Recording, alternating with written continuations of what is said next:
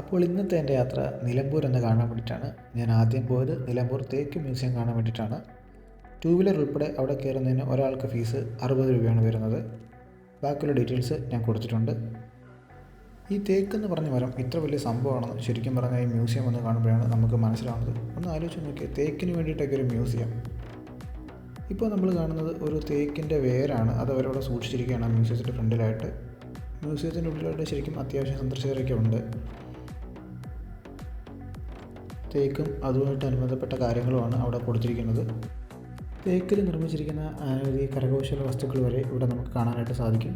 നമ്മളിപ്പോൾ ഈ കാണുന്നത് ഈ തേക്കിൽ വന്നിരിക്കുന്ന ചെറിയ പ്രാണികൾ മുതൽ അത്യാവശ്യം വലിയ വലിപ്പമുള്ള പക്കികൾ പോലത്തെ സാധനങ്ങൾ വരെയാണ്. ഇതൊക്കെ ശരിക്കും പറഞ്ഞാൽ എന്തോ കെമിക്കലൊക്കെ ഉപയോഗിച്ച് ഒറിജിനലായിട്ടുള്ളതിനെ സൂക്ഷിച്ചിരിക്കുകയാണ്.